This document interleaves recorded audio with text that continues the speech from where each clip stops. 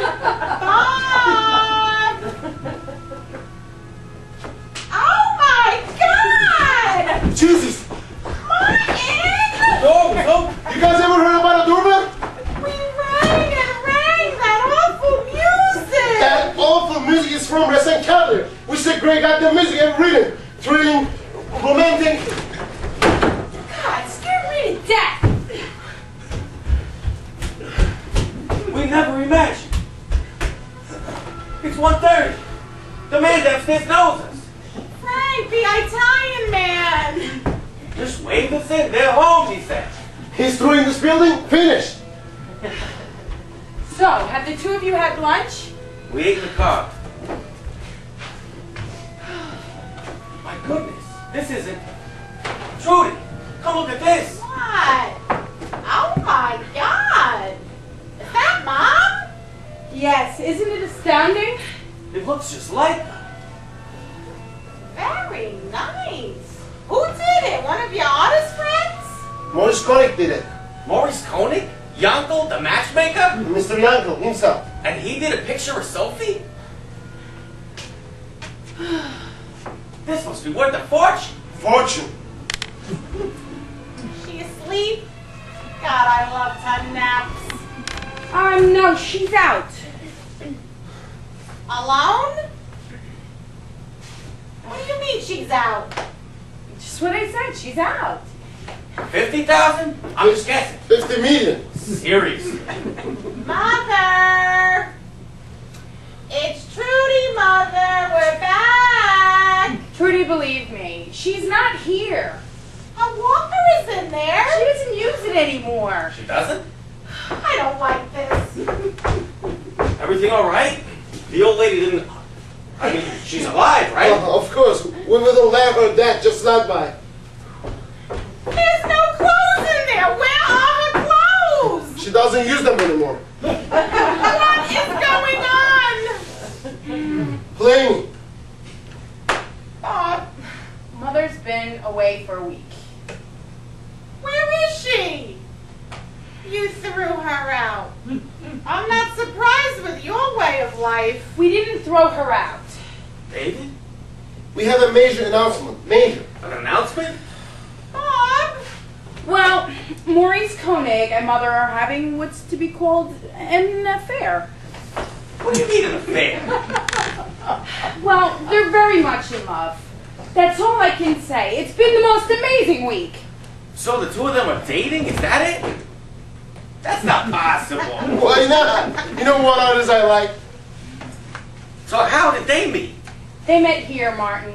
We had a dinner for Maurice, and They just hit it off. Drink, anyone? Tab.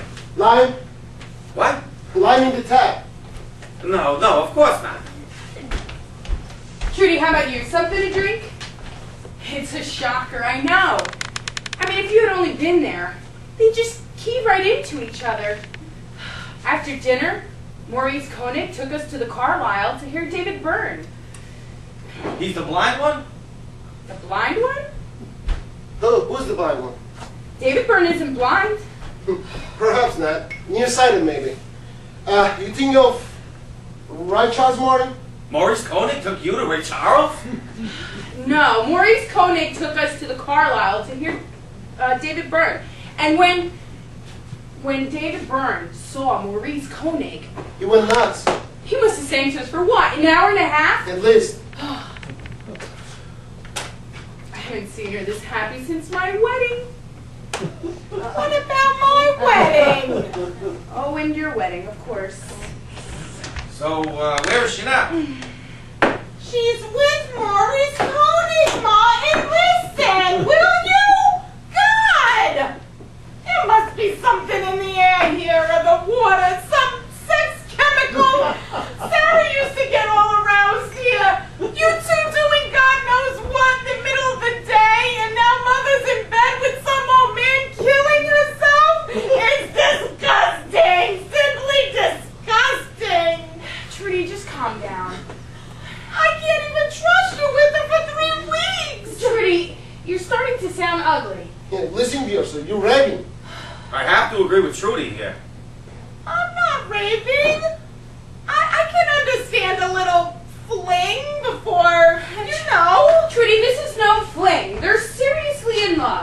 And they're thinking about moving to France together. For God's sake. Forgot to mention that too.